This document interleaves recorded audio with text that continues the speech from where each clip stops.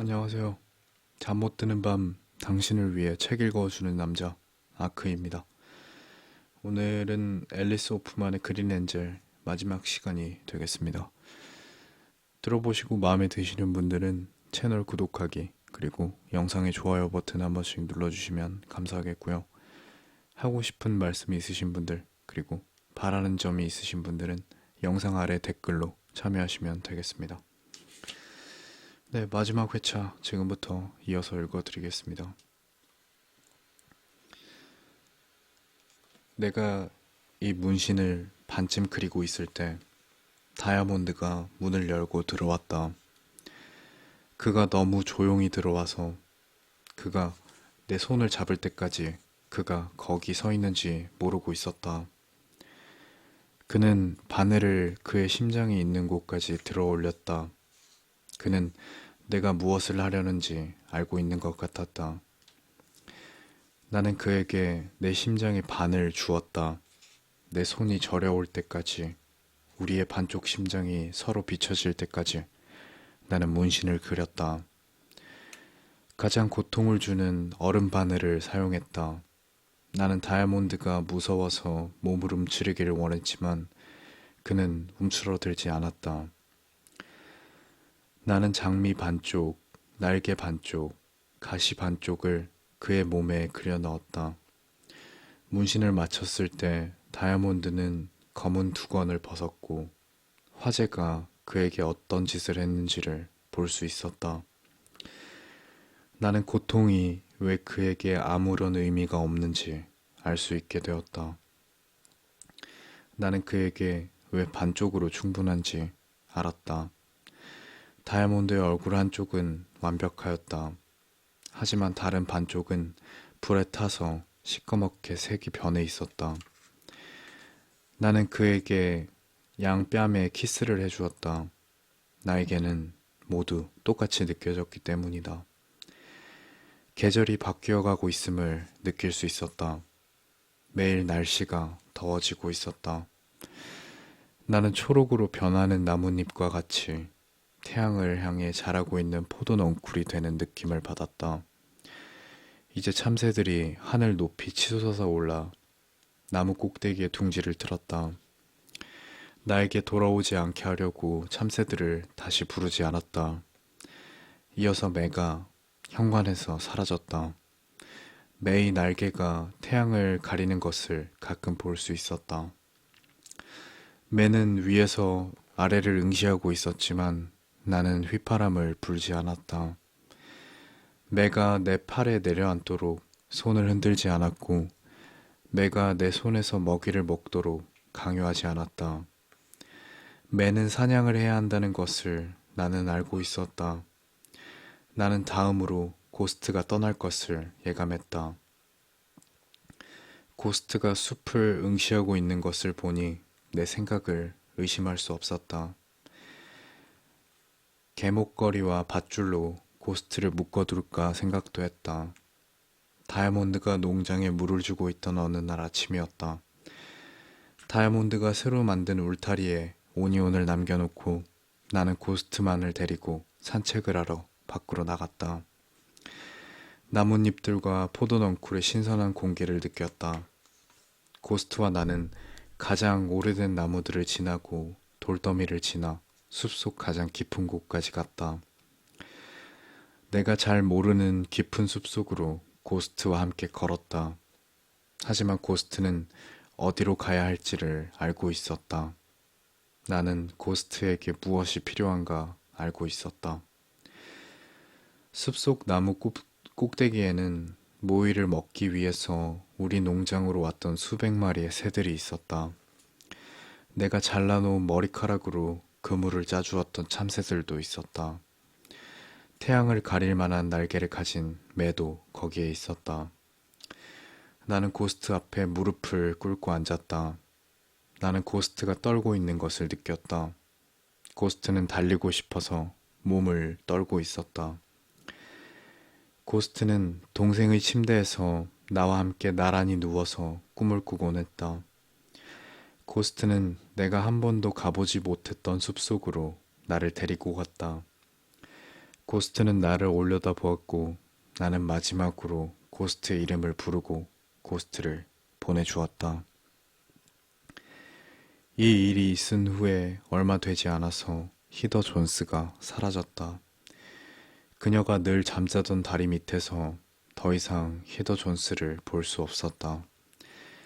내가 히더를 위해서 음식과 옷을 가져다 놓았을 때 아무도 그것을 가져가지 않았다. 다리 근처에서 히더의 발자국을 찾아보았지만 어디에도 히더의 발자취는 없었다. 나는 그녀를 찾기 위해 잊혀진 판잣집으로 내려갔다. 이른 아침이었는데 대부분의 아이들이 그때까지 잠을 자고 있었다. 그 아이들의 발은 밤새도록 춤을 추어서 발에서 피가 나고 있었다. 가시나무의 가지들이 머리에 박혀 있었다. 그들이 그렇게 더럽거나 술에 취하지 않았더라면 알아볼 만한 두 여자아이들을 나는 찾아냈다.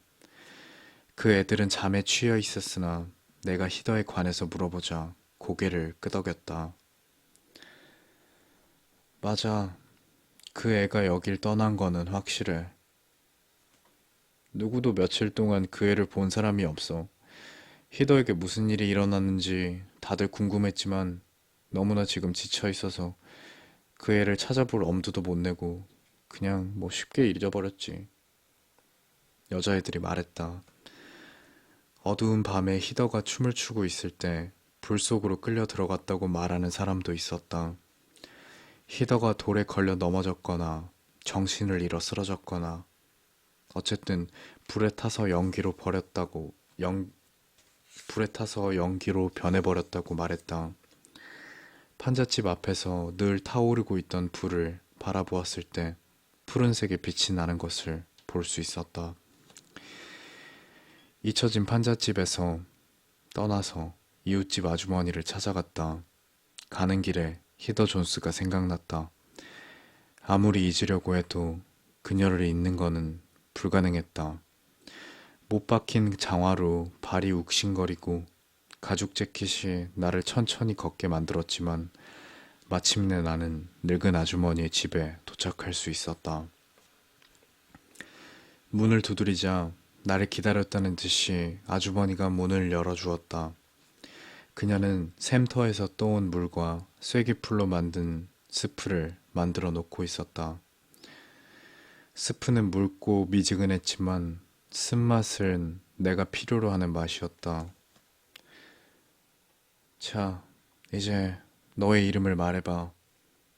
아주머니가 말했다. 나는 아주머니의 눈에 비친 웃고 있는 소녀를 볼 수 있었다. 네 이름을 크게 말해. 아주머니가 다그쳤다. 더 크게 말하라. 애쉬라고요. 나는 고집을 부리듯이 말했다. 아주머니는 나에게 돋보기를 건네주었다. 내가 팔을 들여다보자 내가 잉크로 그려놓은 검은 장미가 중앙에 초록색을 가진 하얀색으로 변해 있었다. 내가 꿈속에서 보았던 밤에 피는 하얀 꽃처럼 변해 있었다. 나는 내 안에서 초록의 무언가가 자라고 있는 것을 느낄 수 있었다. 내가 가진 뼈 안에서 여름과 같은 초록의 무언가가 자라고 있었다. 나는 집까지 계속 뛰어왔다. 진흙탕 길에서 찔레꽃과 가시나무꽃을 헤치며 집으로 뛰어갔다. 하지만 내 마음이 편안한 것을 느낄 수 있었다. 참새들이 하늘 높이 날아야 하며 매가 사냥을 하는 것 같이 사냥개가 달려야 하듯이 다이아몬드와 같은 소녀는 그의 어머니를 찾아야만 했다. 만일 그가 떠나지 않고 모든 것을 쉽게 잊어버리려고 자신만을 첫 번째로 생각한다면 그는 다이아몬드가 아닐 것이다. 나는 이것을 이미 알고 있었다. 내가 집에 도착했을 때 다이아몬드는 내가 어머니의 진주를 팔아서 사다 준 재킷을 입고 자기의 배낭을 메고 그곳에 서 있었다. 하지만 나는 놀라지 않았다.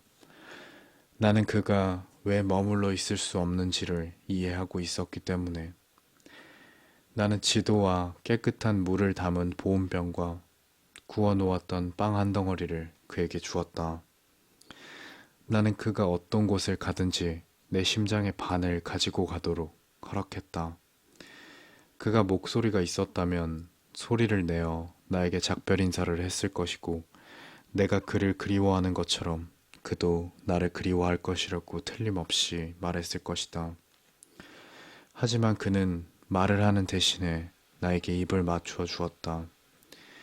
그는 단 한마디도 하지 않았지만 나는 그의 마음을 알고 있었다.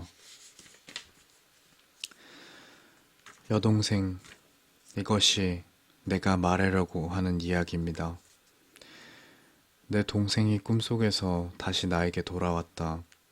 오로라는 더 이상 나와 닮아 있지 않았다.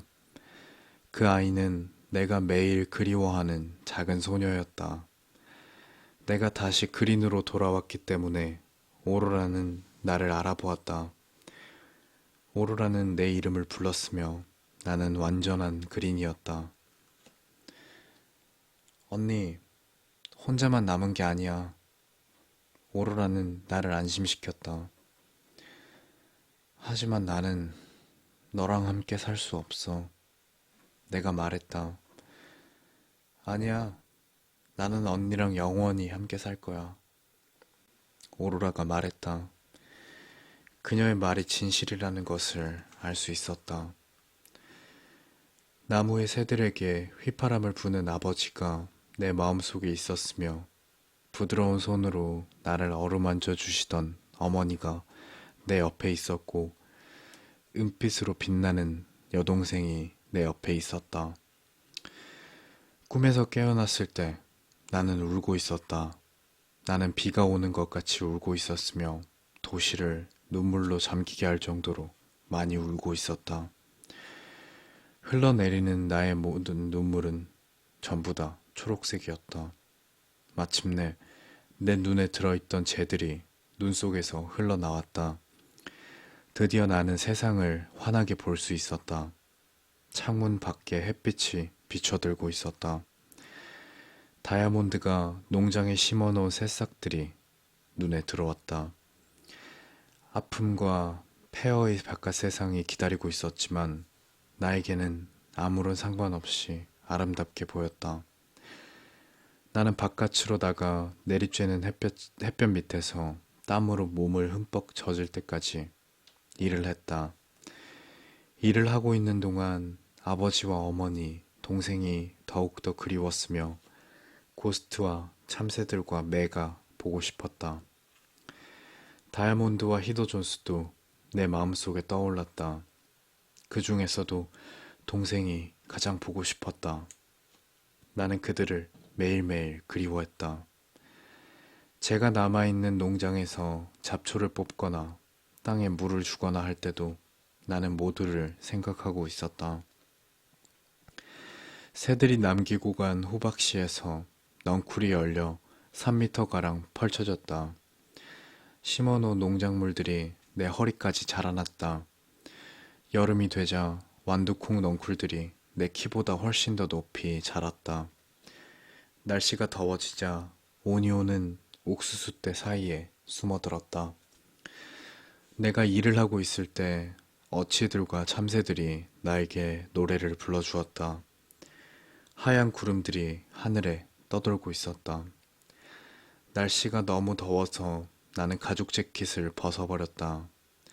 가시가 박혀있던 그 스카프와 아버지의 오래된 장화도 벗어버렸다.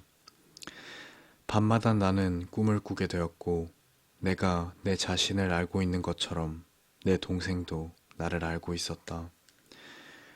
나는 포도 넝쿨, 풀, 사과, 에메랄드와 중앙에 초록빛을 띤 하얀 꽃들이 활짝 피어있는 꿈을 꾸게 되었다.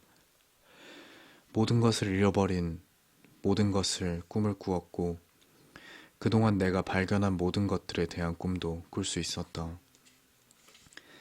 내가 16이 되던 날 나는 언덕 위에 올라가 섰다. 강 건너편에 많은 불빛들이 보였다. 사람들이 다시 도시로 돌아오기 시작했다. 도시가 다시 건설되고 있었다. 낮에는 금빛으로, 밤에는 은빛으로 다시 변하기 시작했다. 나는 도시의 사람들이 다리를 다시 만드는 소리를 들을 수 있었다. 그들은 도시를 오고 가며 모든 인력을 동원해서 하루 종일 일을 했다. 추수가 끝났을 때 나는 야채들을 도시로 가져갈 수 있었다.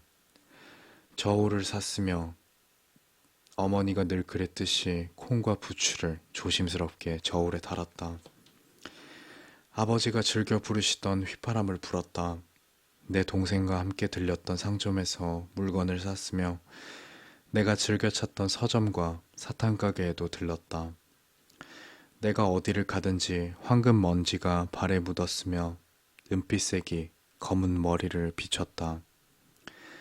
도시의 그 어디를 가든지 마음속 깊은 곳에 있는 동생을 데리고 갔다. 16살이 되는 첫날, 나는 3개의 돌을 가지고 숲속 깊이 들어갔다. 못이 박혀있던 장화를 신고 있지 않았기 때문에 나는 더 이상 가시나무에 걸려서 넘어지지 않았다. 가죽 재킷을 입고 있지 않아서 지치지 않았다. 가시 달린 스카프를 메고 있지 않아서 안개와 같이 나무 사이를 움직일 수 있었다. 3개의 돌더미에 도착했을 때 나는 머리를 숙였다. 나는 슬픔과 용서의 노래를 부르는 새들의 소리를 들었다. 오늘 아침 내가 잠에서 깨어 처음 한 일은 바깥으로 나가 검은 돌과 은색 돌, 달과 같이 빛나는 하얀 돌을 찾는 일이었다. 내가 여기에 가져올 수 있는 마지막 돌들이었다.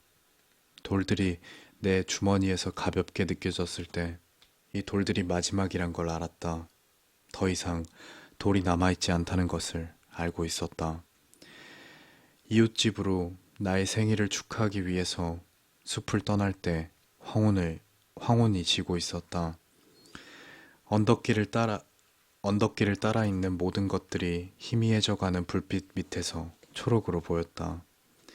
나뭇잎이 흔들거리고 있었다. 개암나무나 오래된 양치류와 같이 가장 억센 식물들이 도랑에서 자라나고 있었다. 나는 오랫동안 나무에서 드리워진 그늘의 모든 초록을 지켜보았다. 나는 어머니가 그랬던 것처럼 우아하게 걸어보았고 아버지처럼 당당하게 걸어보았다. 오니온이 동생을 따라다녔던 것처럼 나를 따라왔다. 내가 이웃집에 도착하자 그녀는 난로로 가서 내가 그녀에게 가져다 준 모든 야채들로 만든 스튜를 퍼왔다. 이것이 다이아몬드로부터 받은 선물이었다. 내가 아무것도 믿지 않을 때 그가 지은 농장으로부터 재배한 것이다. 가끔씩 다이아몬드가 눈물로 물을 주고 그 눈물이 은으로 변한 것은 아닌가 하는 생각이 들었다. 그가 재배한 모든 것은 은빛으로 가득 찼다.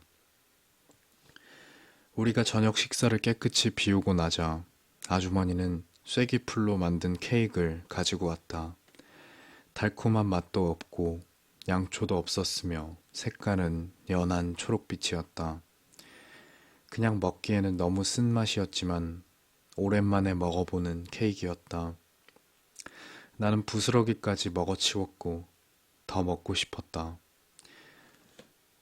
자, 이제 너 자신을 뭐라고 부르니? 늙은 아주머니가 물었다. 아주머니는 2번 물어볼 필요가 없었다. 이웃집 아주머니가 이름을 물어보기 시작한 이후 처음으로 나는 내 이름을 크게 말했다. 내 대답은 사과와 같이 달고 풀처럼 신선했으며 장미처럼 향긋했다. 내가 아래를 내려다 보았을 때 다이아몬드와 나누었던 문신들의 가장자리가 초록으로 변하고 있었는데 가운데는 붉은색을 띠고 있는 것을 볼 수 있었다. 내 마음이 열리고 있었다. 그래, 드디어 네가 해냈구나. 너는 잉크란다. 네가 원하는 대로 쓰는 잉크. 이렇게 아주머니가 말했다. 나이 든 아주머니에게 감사하는 그린이며 집으로 달려가는 그린이며 발걸음마다 더욱더 밝은 초록빛을 내는 그린이며 밝은 빛을 내는 포도 넝쿨로 뒤덮인 그린이며 가운데 에메랄드를 가진 장미로 뒤덮인 그린이며 밤에만 꽃이 피는 그린입니다. 가시도 친 스카프를 벗어버린 그린이며 가죽 재킷과 오래된 장화와 까마귀와 박쥐와 수천 개의 가시들을 없애버린 그린입니다. 모든 잉크를 엎질러버릴 생각으로 나는 잉크병을 열었다. 나도 모르게 펜을 잡고 잉크병 안으로 펜을 담궜다. 나는 잉크가 초록색인 것을 보았다. 이것은 동생의 잉크이며 길고 검은 머리를 가진 한 여인의 잉크이며 강한 한 남자의 잉크였다. 이것은 지혜를 가진 잉크였으며 앞으로 다가올 미래에 대해서는 아무것도 모르고 있는 한 소녀가 가진 잉크였다. 우리가 전에 알고 있던 세계와 같은 초록의 잉크였다. 나는 책상 서랍에서 하얀색 종이 한 묶음을 찾아냈다. 이제 어머니가 전에 나에게 말씀해 주셨던 인생의 행로를 이해할 수 있었다. 하얀 종이들은 어떠한 것도 재배할 수 있는 농장과 같았다. 나는 펜과 잉크를 가지고 탁자에 앉았다. 깨끗하고 하얀 페이지들을 펼쳤다. 이곳에 나는 그들의 이야기들을 쓰기 시작했다. 네, 오늘 준비한 내용은 여기까지고요. 총 7회차에 걸쳐서 한 권을 모두 다 읽었네요. 재밌게 들어주셨는지 모르겠지만 끝까지 들어주셔서 감사합니다. 잘 자요. 좋은 꿈 꾸고요.